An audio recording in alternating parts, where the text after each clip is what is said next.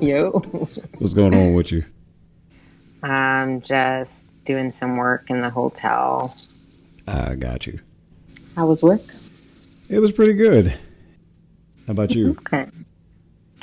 I'll be going back to work on Monday, so got some Oh, that's right. work to do for that. You get like summers off. Air quotes. Air quotes. And ain't nobody falling for that air quotes. You know that y'all chilling. I believe that's a prevarication that teachers like to put out there. You know that they got stuff to do in the summer. Lies. We do. Lies. What do y'all do? What are you doing? What you do today? Oh, I haven't done a lot today, but yeah, there you go. Okay, what'd you do yesterday? Working on my stuff for the fall. I'm also taking classes, so I was in class this summer. So I took 2 classes, so I had a lot of reading to do, a lot of writing. And I had some meetings this summer to, prep for the fall, and I had a workshop and had to run my kids around. So yeah, summers are busy. That didn't sound like any work. This should be entertaining.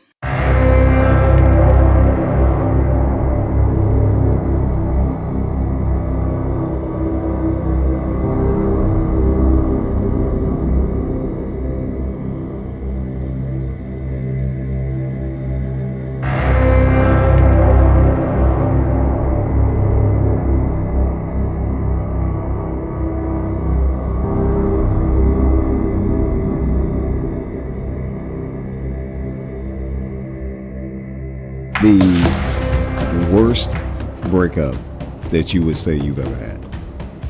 Okay, totally high school, right? So we're going all the way back 20 some odd years. Right? Was it right after high school or right after graduation or before graduation? I just remember talking to my mom about going away, and I wanted to go to Howard. Right? So I had spent some time on Howard's campus with the Upward Bound program. And I was like, yes, the Mecca. I'm just going to stay here and go to Howard. And my mom was like, hell no.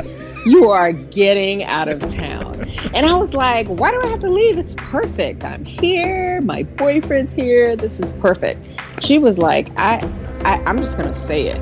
I need to do whatever I can do to get you away from that guy. So if that means putting you in the trunk and driving you. wait a minute. So your mom was not fit. And again, no names. Your mom, because I think I know who you're talking about. Your mom wasn't feeling him?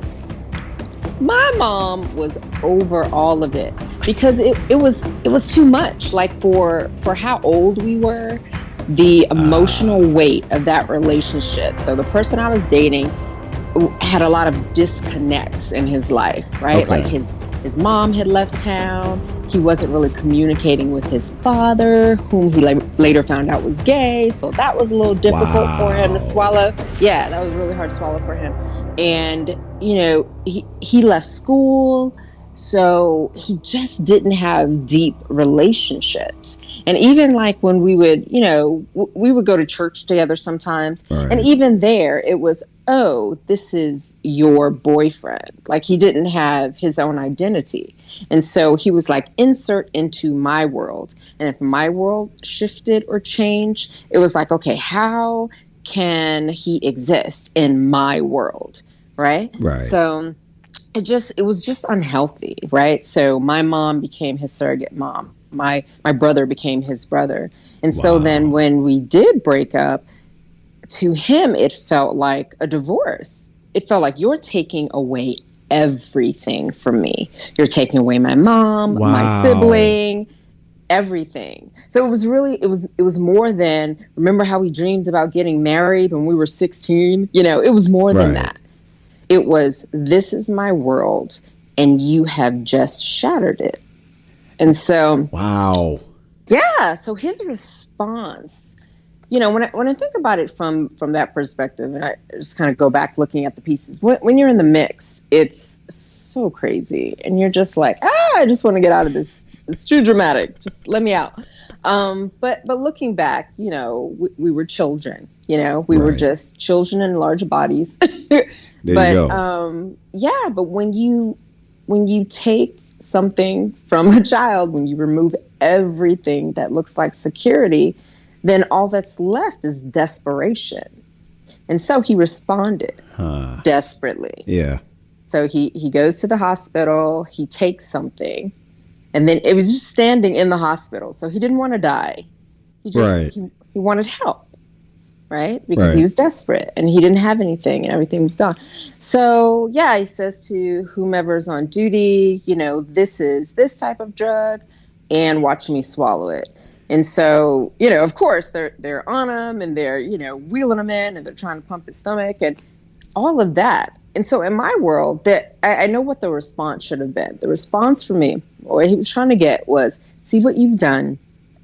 You can fix it. You can come back to me. And then I will never do that again. Do you see? Right. You're in charge. You can fix it. You can make me happy. You can put my world back together. But also feel guilt about that. Feel bad because you did something that forced me into this corner. So feel bad about that. And so I think what I wanted to do with that is definitely have compassion. And definitely I felt badly for him. I mean, he ended up in a facility, for a minute. Right. He lost his job. He lost his apartment. And when the game for him was over, he was like, no, you have to let me out because, I do at least have a job and I have to go back and get these things. And they were like, no, sir. No, that's not how this works. You tried to kill yourself. Right. So, right, you're a danger to yourself and maybe to others. So we have to keep you here to check on you, right? This is how that works. So, of course, he didn't expect that. But for me, I was just kind of like, this is my chance out, Well, because that completely backfired on him. Yeah. Wow. It did. It really did. Because I was like, if ever there were a reason to say, we really need to, disengage and I need to disentangle. If ever there were a reason, that right there, my friend, was it, So it was kind of a blessing and a curse, really, really sad to have been involved with someone who felt that kind of pain and who felt like you're involved in this pain, like you caused this, and I've always recognized, of course I had something to do with it, of course. But I didn't feel like this is all on me. How could it be? The man took a substance. It's not like you had a gun on him and said, take this substance in the hospital. Right. I don't know how anybody, again, to pain. Okay. I mean, I think that there's always two sides. There's always, and big of you, kudos to you for even wanting to own some of that and be accountable and be responsible. But I think that's, in this instance, it's a bit extreme for you to take any portion of that landed him in that situation that he's got to take. And I don't know what happened after that, but my assumption would be that while he spent some time in that facility, he came to grips with, I did this to me, or at least I would hope that he did. Did you ever have any contact after that, or was that it? No, I did. I actually, I visited him once and they let him out for dinner. So we had like dinner near the high school that I used to go to, right. A little Chinese restaurant, And so I felt that was comfortable for me because I was like, this is in an area that I know that I'm comfortable with, so I can do this. And it was relatively close to the facility that he was in, right? So we talked a little bit and it was like, for me, of course I wanted to express that I did feel badly, that we were still off, right? With this, it didn't work, this manipulation to try to get me back. I'm thinking fast forward 10 years. What if this is my life? What if I actually married this guy and anytime I decided that, something's not working for me, then I have to hold like the possibility of his life in my decision making. Wow. That's frightening. And I knew enough to know as a teenager that that was not the way I wanted to live. I've seen enough of those after school specials, right? When we were coming up Right. in the 80s, I was like, no, I've seen enough of that to know that it can never work like that. I'm like, this is never going to be healthy. And if you're looking for a person to make you healthy and whole, that's never going to do it. Right. It's never going to do it. It always has to be about your faith. And I absolutely refuse to fill the role of Jesus in his life. Yeah, like, not gonna do that. Not gonna do that. I feel you on that. So that's the worst breakup. Yeah, I don't know how you can top that. Yeah, I don't know that anybody has a wait. You can top that story. No. Oh, I was about to say, like, good Lord, you could top that. You're like, there's something. Like, what the heck? There's something worse than that. No, it only got better after that. Got you. All right. If that's the basement, a man is so, I mean, again, I can't even say, none of that is on you because he made the decision to hurt himself. Mm-hmm. So that just sounded like, to your point, a blessing, an opportunity. And it sounds like you had seen these signs leading up to this. Like, you don't sound like you were surprised when this went down. I think the surprise was, I knew that he had the capacity for something really intense, but I couldn't have imagined that. So that was like, wow, that was over the top. But I had been seeing, like, in the months leading up to that incident, that we lacked a healthy teenage relationship. I mentioned earlier that my mom looked at it like, this is too much. He's treating you like a wife, and you are not his wife. And you need to go away to school, and you need to find out who you are and what you want to be. And you're not the half of someone right now. Right. You don't even know who you are as a whole person. So, that was good direction on my mom's part. No doubt. And just the whole health factor. I just thought, like, I would like to just go to the movies, and just talk and laugh and enjoy, but with that relationship, everything was so heavy. Everything was predicated upon the future, and everything was so, so deep, that I was missing the lightness of my youth, and I really wanted to get that.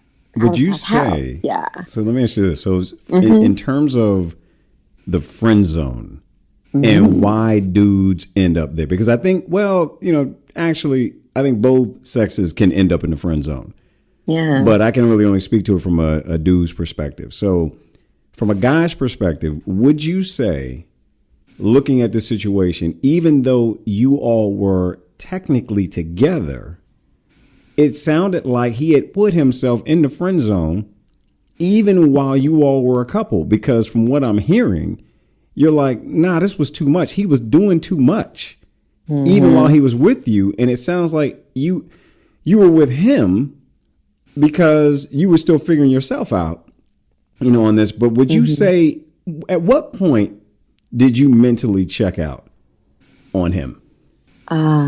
That's a good question. I mean, we were dating for 2 years, and I think, so that would have been sophomore year to senior year, so I think maybe like the beginning of my senior year, I just been hanging out with like some really cool people, like in school, just, guys and girls, just really cool people who seem to have their stuff together. Right. And so I just kind of, I started wanting to have freedom, and if you're in a relationship and you've lost your ability to just say, hey, I'm going to do this, and then if the person is, whoa, what are you doing? You're going to do that. When are you doing that? Well, who is that person? And I need to know, I need the numbers and I need pictures.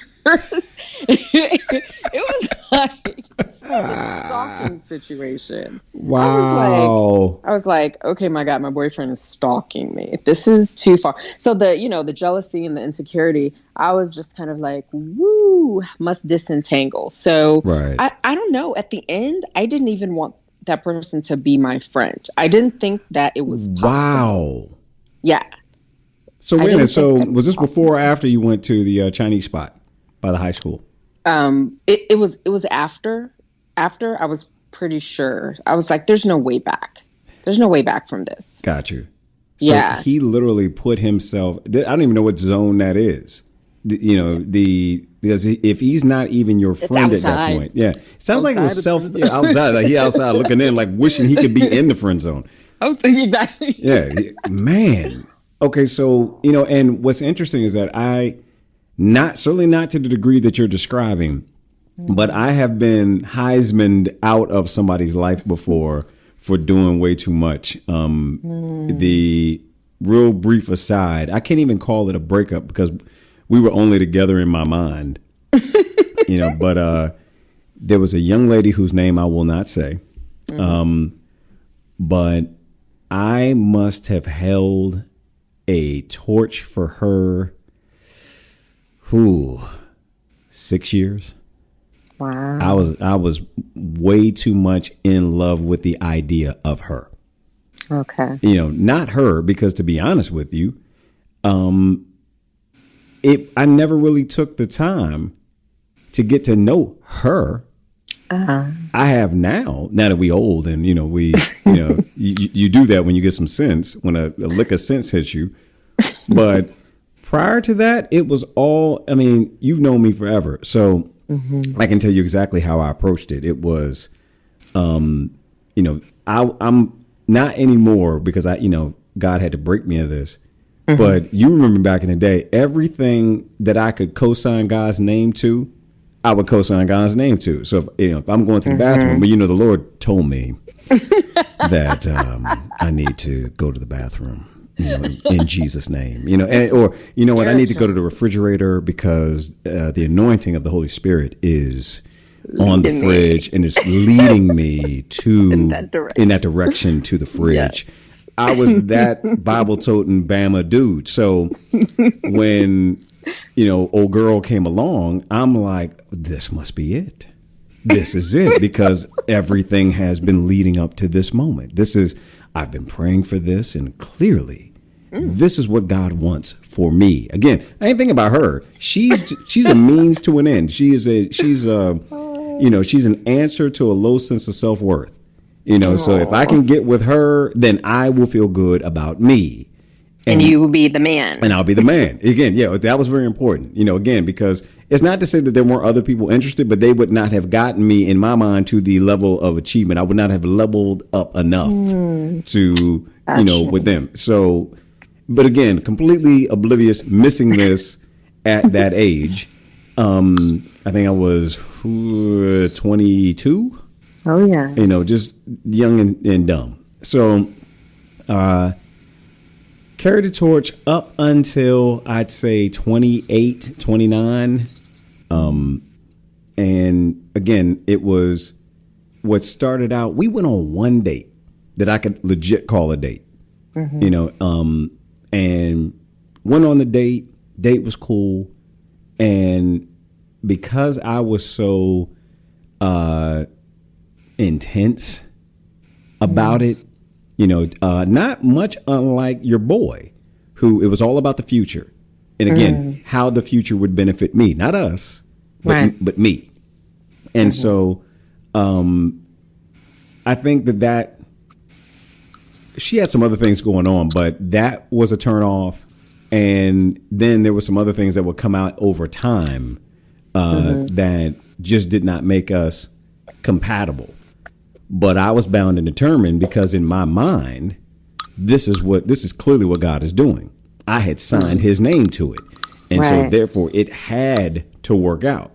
So I kept pushing it, kept trying to change her mind, kept trying to tell her like why we'd be so great together, blah, blah, blah, blah. I'm a musician. I actually wrote a song about this chick.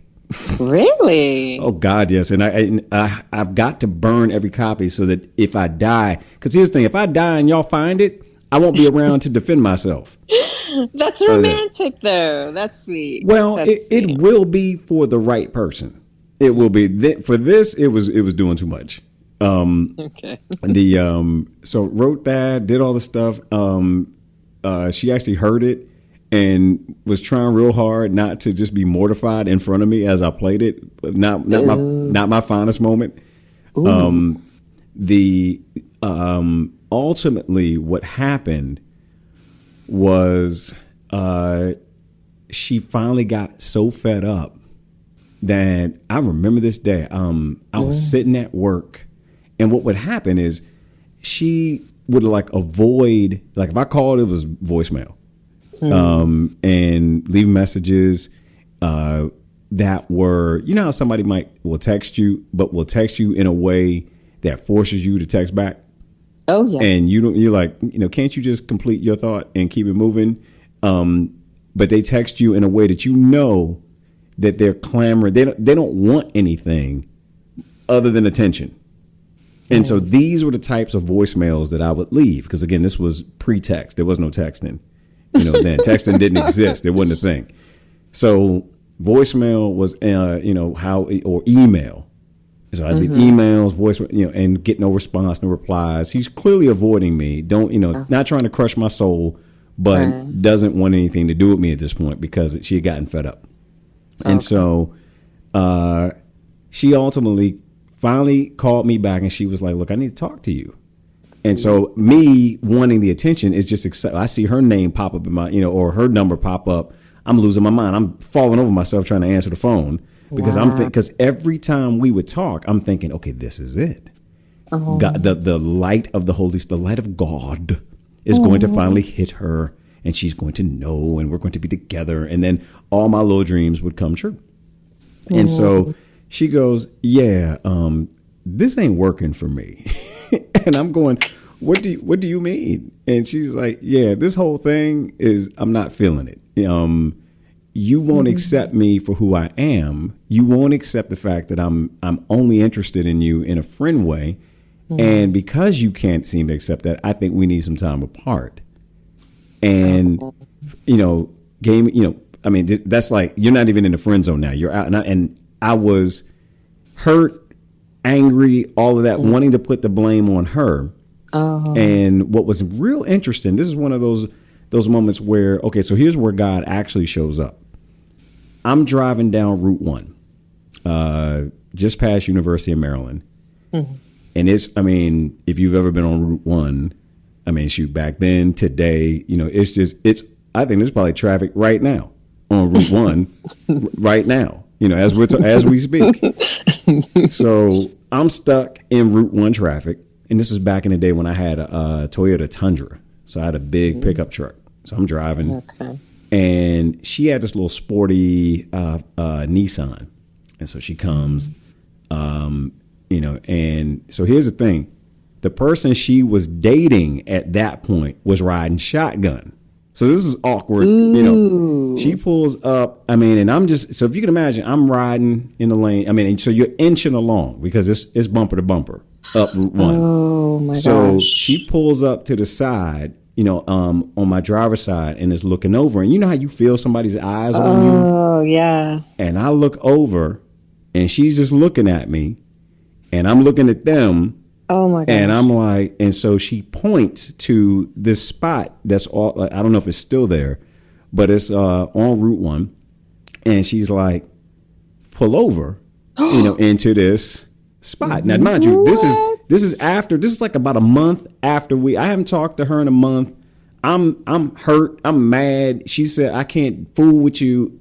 We just happen to be on Route 1 at the same time. Oh my gosh. So we pull in, and the person she was seeing, they, gave us a wide, like they sat on the other side of the diner. There's like this diner, which had really good food, by the way. Just side note. Gosh. They sit down way at the other end of the counter and let us work that out. So she sits down, and I'm like, what's up? I'm mad. I'm trying to be, act like I ain't heard. But I'm mad. And she was like, look, order whatever you want. It's on me. And I'm like, why are you doing this? And she said, because I need you to understand that I'm not saying we're not cool. And that we're not friends. I need you to understand that this isn't personal, that this isn't me trying to hurt you. This is me trying to wake you up basically to who you are, and that you don't need to be this way. And ultimately, it was probably the kindest thing that anybody could ever do to show me. I mean, and if you could imagine, we finished eating, didn't really talk about what went down, but it was, I mean, we didn't really need to. She gave me a hug and then rolled out. And I would not speak to or see her again for 10 years. Oh, wow. 10 years went by, and in a weird twist of fate, she was getting ready to turn 40. And, you know, our lives had changed. I mean, we had connected on Facebook. I mean, I hadn't spoken to this woman in years. Facebook becomes a thing. I would, you know, occasionally would look her up, you know, just Google, see if there's any news. You know, you get curious because over time, what you start to realize is like when you lose everything, when you lose that person, and now you wish you had appreciated the friendship instead of trying to, you know, force a relationship. And now you have nothing. You realize that a little bit of them was better than none of them. Okay. So here I am in this forced to now, there's nobody else to blame but me. And so I remember praying and talking to the Lord and saying, man, I blew this. If you would, you know, if you could somehow find it in, you know, in your heart, Lord, to just allow me the chance to prove that I can be a good friend, that I can appreciate her as a friend. If I can have that opportunity, you know, please, I'm begging you that somehow before I die, just give me a chance to explain myself for her to see that I've grown, for that. I don't want that to be the last taste, you know, that we have of last semblance of some friendship that we could have. So, I mean, that was like years before. Then Facebook, she allowed me, you know, I remember the day she accepted the friend request and I was like, okay, you know what? And so everything would just be, let me, you know, drive by likes. She posts something, you know, hey, I like that. And you keep it moving. Don't comment, you know, just trying to, you know, just testing the waters out. One day out the blue, her sister hits me up, direct message, like, you know, Facebook Messenger wasn't a thing yet, you know, so, but you could direct message somebody. And she was like, hey, you know, my sister is, we're having a surprise birthday party for her, and I want you to come. Ooh. And I said, why? And she was like, well, because, you know, I kind of want you to be there. And I said, you do realize that your sister and I have not spoken to one another in 10 years. And she said, what, you think I don't talk to my sister? Of course I know that you haven't spoken to her, but I'm inviting your dumb behind. Come on through. You know, we're going to be over here. Send me the address. She sent me the address to her house. And she says it's a surprise. You know, not that you'd have any opportunity to really blow it, but, you know, or tell her, but I want you to be there. And so I said, okay.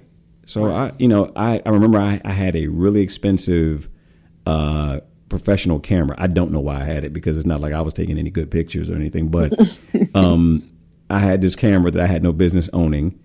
And it's like a Canon, like one of those Canon, like, you know, like you could live in the camera. It's that big. You know, so I use that camera as like a shield because, you know, I didn't really know anybody. As maybe a couple people I knew there, and a couple of people, some friends I made while I was there. But I was basically the photographer. I took, you know, a whole bunch of pictures while after she got surprised, rolled up. She was like, oh, I mean, so when she saw me, I didn't know, like, okay, is she going, you know, drop an elbow? Am I going to get clotheslined? Is she going to, you know, suplex me? Is something going to happen? But she was like real cool, like, oh, shoot, it's you, you know, and rolled up, gave me a hug and like, man, how you been? You know, so good to see you. But, you know, ain't thinking about it. And so you know, I had been doing P90X prior to that. So she was like, I don't even recognize you. You know, you've shriveled up to, you know, you're like a third of the dude the size you used to be, that kind of thing. So you're like, thanks for noticing. I was like, I appreciate that. Yeah. So, you know, it was real surface. You know, I just was like, all right, just be in the moment. Don't, you know, and after everything was said and, you know, the party was done, you know, came up and I was like, look, I just appreciate, you know, you let me be here, you know, because you could have been like bounce. And she was like, no. You know, and I said, look, it's all I wanted was the opportunity to try and make things right and to let you know that, I blew that, and that's not how I wanted things to go down, to end with us. And I actually prayed for this moment. So I told her all of that. And so she was like, no, it's cool. It's cool. Don't even worry about it. So some time goes by, and I think it may have been even a year after that. She was dating somebody else by that point. And she was like, hey, we're going over to breakfast up, the spot that's near George Washington, not the Parkway, the bridge that takes you from Maryland to Virginia. It's like, I'm trying to remember. I can't remember. I'm old.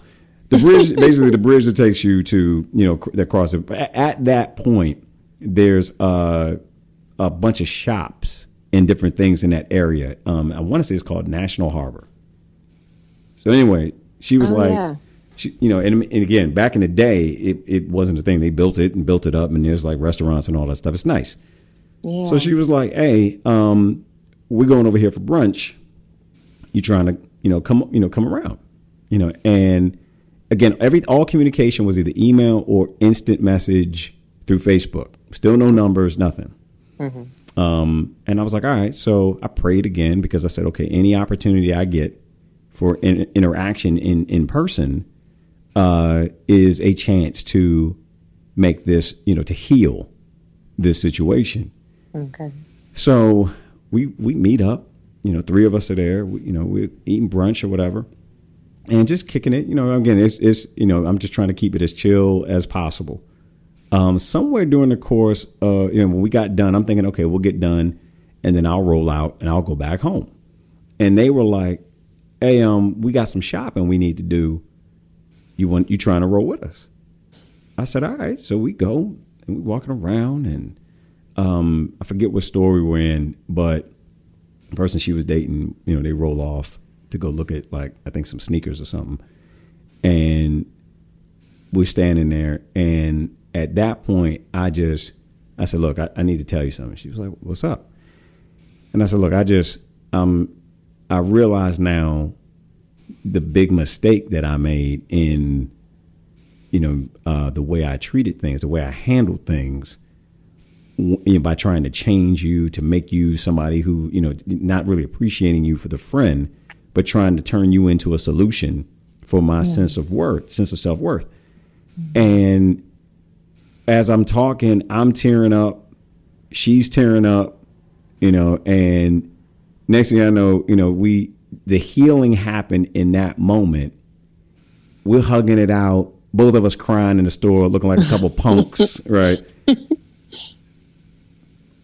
Person rolls up and they're like, what y'all doing? Why, man, what you say to her? Why she, or then he was, like, what'd you say to him? Why y'all crying? Right. And we were just, no reason, I just got something in my eye, so it was, just one of them, just real. Next, so sometimes we've since traveled to, we all went to Comic-Con together a couple of years ago.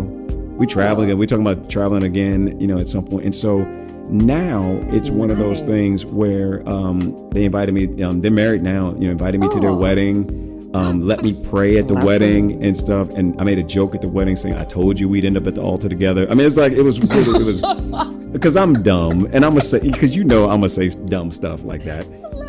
Yeah, I have no sense. You know this.